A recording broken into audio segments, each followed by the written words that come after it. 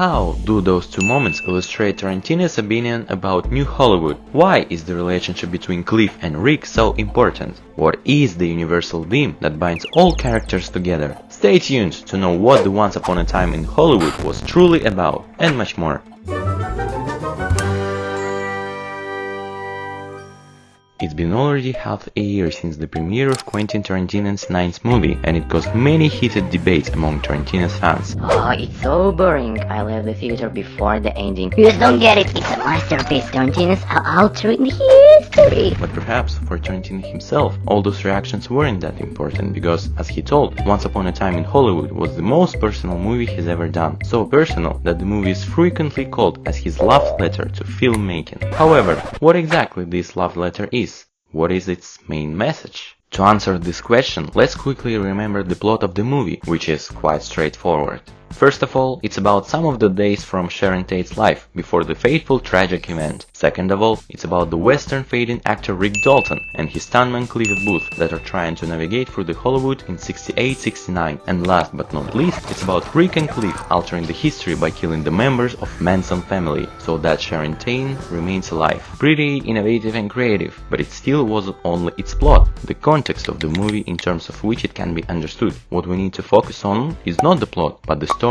In other words, the subcontext that makes the events happening in the movie meaningful, its theme. Some examples for better understanding. The plot of Lord of the Rings is about Frodo and his friends heading towards Mordor's Mount Doom to destroy the Ring of Power so that no one can use its power to conquer the Middle-earth. The story of Lord of the Rings is about how strong the friendship can be, about the ability to forgive others despite the things they've done in the past, about the resistance to the temptation of the power that would corrupt your mind. Back to the Future's plot focuses on Marty trying to fix the changes he's made in the past. Its story focuses on the importance of family bonds, the mutual understanding between parents and kids, the issue of courage and fear that we all face throughout our whole life. As you can see, every movie, ideally, has both story and plot, and Tarantino's Once Upon a Time in Hollywood isn't an exception. There is a simple proof for that. If it really was just a semi-biographical movie about old Hollywood and Sharon Tate with some alterations, then there will be no point in showing us the life of Rick, Cliff and Sharon 6 months earlier from the 9th August. I mean, Tarantino could show the same story happening just before the fateful night, and this way we wouldn't even need the time skip.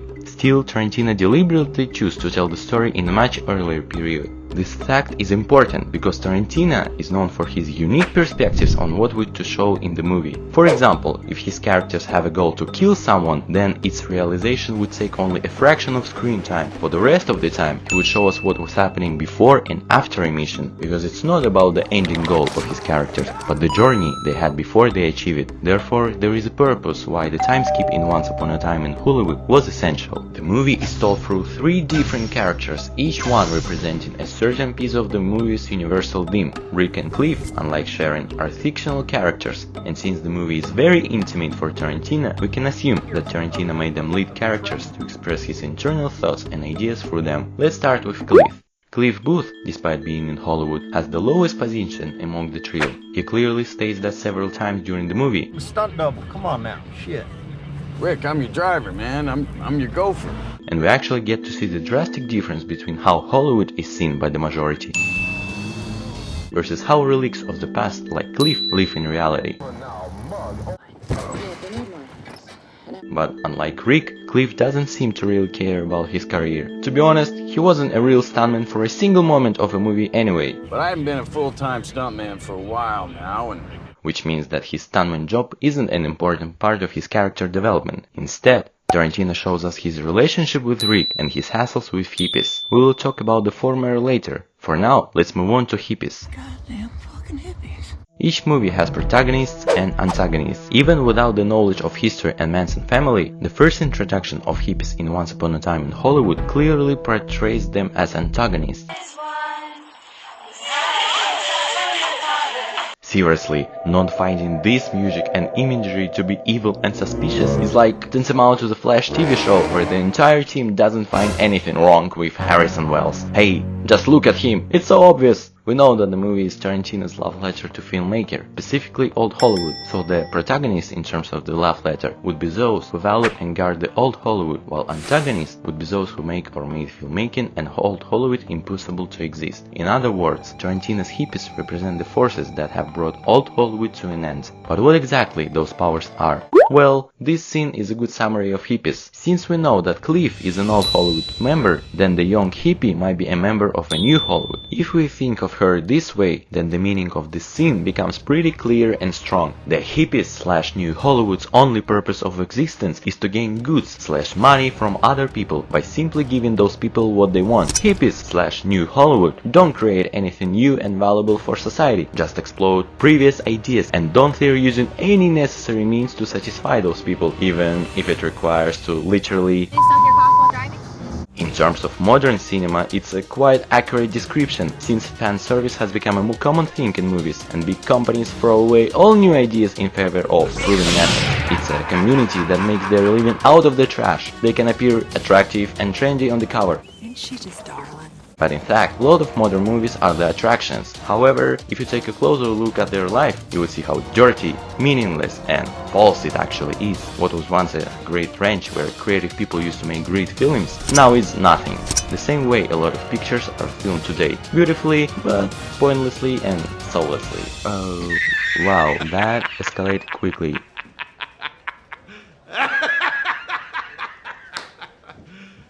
You serious? And the fake love and fulfillment they give you Welcome to our community. We love George. are what make other people literally blind to see their true nature. George is blind! They hide behind the idea of what their community is supposed to mean, whether it's tolerance, non-violence and openness, or creation of entertaining commercials for profits. Oh, well, that didn't really change. But hey, you got the idea. Bad idea. Before you've started accusing me in the comments that I made Tarantino the biggest hater of the modern cinematography, let me correct myself. Even if those hippies are the representation of the new Hollywood, it doesn't mean that Tarantino hates everything about it. Hippies were originally established as a class of making love, not work people. It was only years later when its certain members Lost its way.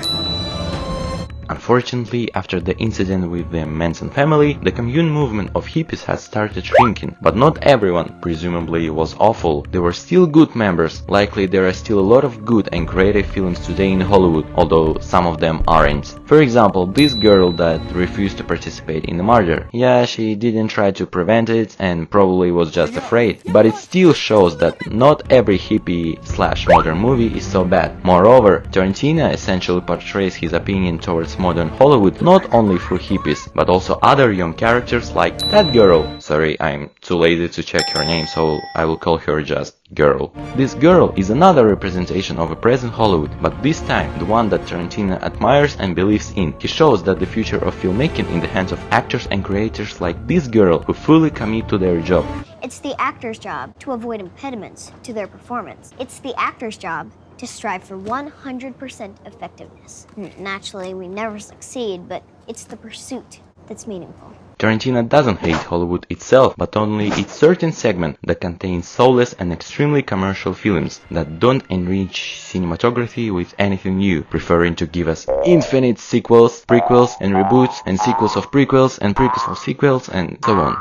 The relationship between a pumpkin pass and Rick is amazing, because it stands for passing the torch to a new generation that can be even more capable than the previous one. Leonardo DiCaprio's character is older and more experienced, but he still learns a lesson from an 8-year-old actress. I say actor, not actress. We humans tend to say, "Oh, my old days were better," once we become aged, but we should also learn that youth must take the lead, and neither Rick nor Tarantino disagree with this. So it means the problem isn't in the new Hollywood in general, but in the specific element that those fake community members represent. But what is this element for Tarantino? We know that Manson family, which stands for the eradication of this element, are those who are going to murder Sharon Tate. In terms of the idea, it would mean the end of an old Hollywood and start of the massive cultural changes in the society and filmmaking. So, we conclude that Sharon is a symbol of the best qualities that old Hollywood possessed, which is logically convincing. After all, among the trio, she has the highest position and depicts only the beauty of this time. She is the element that modern movies lack, and we might understand what exactly with the help of Rick. For the entire movie, Rick Dalton is desperately trying to reach the level that Sharon has by pursuing the lifestyle he can't afford with his money and low influence. You buy a house in town. You don't rent. Eddie O'Brien taught me that. Most people will probably tell that what Rick desires is being recognized and live as other famous people, but the movie actually contradicts this idea. Remember the time skip we were talking about? Its importance is high, because it allows showing what happens to Rick once he gets all the money and fame he's always wanted. After 6 months, he's popular once again, but he's still unhappy and unsatisfied. In the same way as Prince Zuko in the Avatar Last Airbender returns home in season 3, but understands that he was dreaming of fake happiness he never wanted. I'm angry at myself! After all, if he really fulfilled his goal, then the movie could end here. But it doesn't. During a flight back home, a narrator shortly summarizes Rick's thoughts about his current status, and we see what Rick truly wants. A post-synced every actor speaks their own language Tower of Babel shooting style of European movies was ridiculous. The answer is a community, or a communal experience. Tarantino's version of an event ends with Rick meeting Sharon and being invited to their house. And this invitation doesn't mean that Rick's career is now going to explode and offers from the directors will come from different directions like crazy, but it's a climax of his story that provides him an opportunity to become a part of a community. Whereas Rick was going through the existential crisis and self-inflicted tortures, Sharon was happily living her life as a community member. We've seen her hanging out on a party, spending her time with friends, while Rick was mostly alone besides his exceptional interactions with others. The feeling that you belong to the community and a part of something big is this element. This moment accurately demonstrates Rick's lack of this feeling, because the camera shifts from his forever alone alcoholic evening in the pool to Sharon heading to the communal party. Sharon and old Hollywood stand for a communal experience. But why Rick and Cliff are those who save Sharon? Why does the future of Hollywood depend on a fading star and his stuntman? We already established the fact that Cliff's role in the movie isn't to be an actual stuntman, and also that Tarantino uses both Cliff and Rick to share personal thoughts. Firstly, let's deal with Cliff's role in the movie, which is kind of obvious. More than a brother and a little less than a wife. Cliff was always there for Rick. Even when Rick almost fired Cliff, Cliff was still nice to him and even helped with his move on from Italy to an old house. Seriously, just add a Nimbus and the angel wings to Cliff and there you have it, an angel guardian. Apart from moral support, he literally saved his life from those hippies, because imagine what would happen if Rick wasn't there when hippies had arrived. Oops. It leads us to the conclusion that Rick's role is supportive of Rick. Meanwhile, if Cliff's enemies in the movie were always physical opponents, Rick fights with himself. Rick is a representation of doubts, fears and failures we all have. All of us tend to be afraid that our ideas and creativity won't succeed, forcing us to not risk. And what we need is to overcome those complexes and just start creating. Whoa. You probably wonder, how on earth did I come up with this conclusion?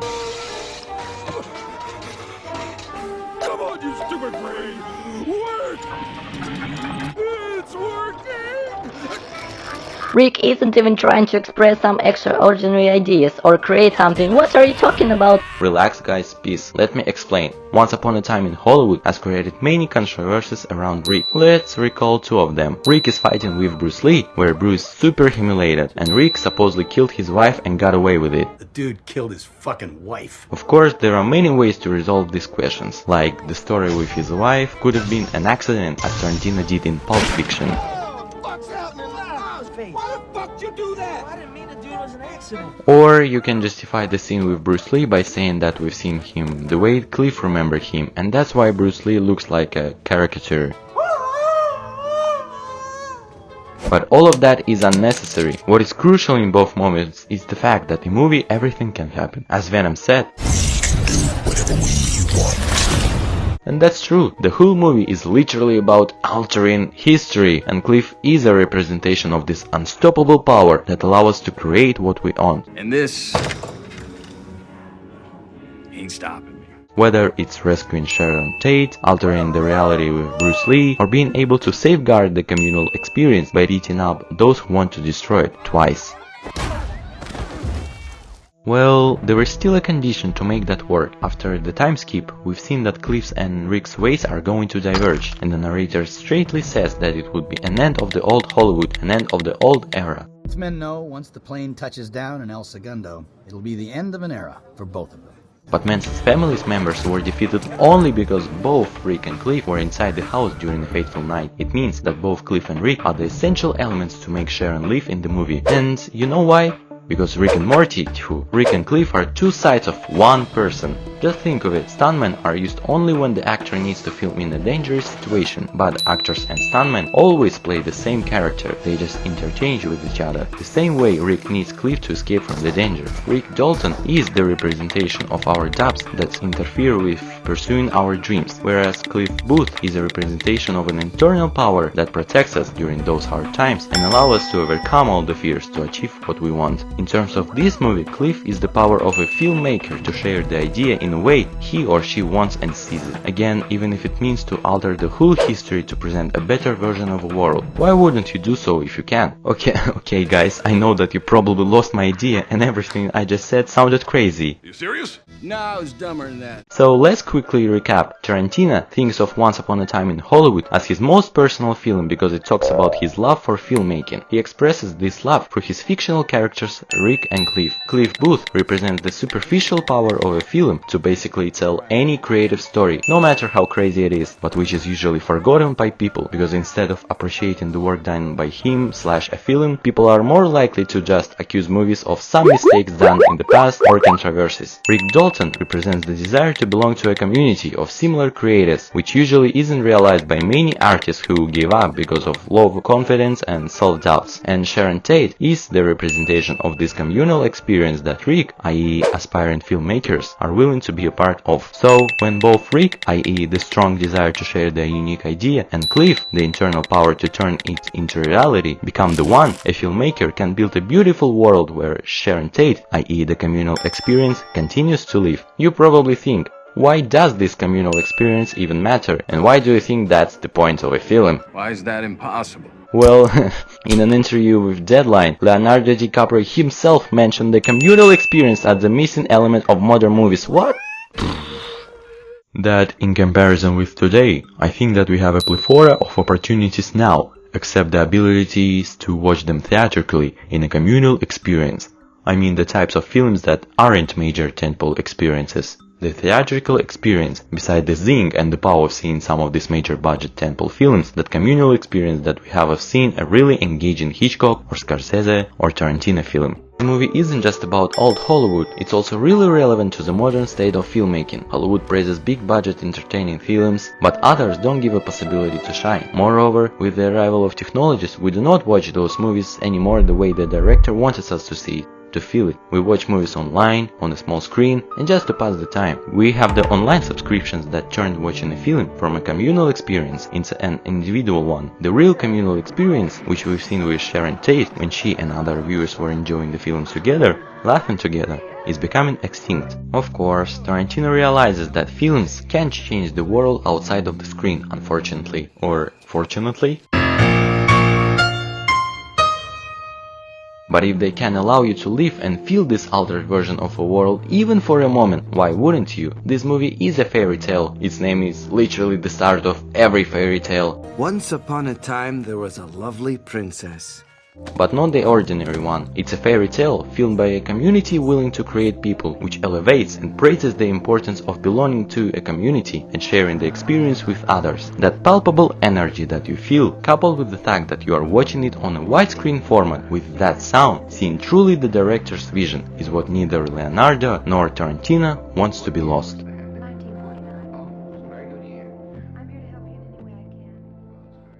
What do you think about the video, Geeks? Do you agree with my personal interpretation of Tarantino's latest film? Tell your version in the comments. Let's see which one will be the most interesting for you. If you liked mine, don't forget to hit the like button and subscribe to not miss my other videos where I break down different movies or compare them with books. So long, and thanks for all the fish!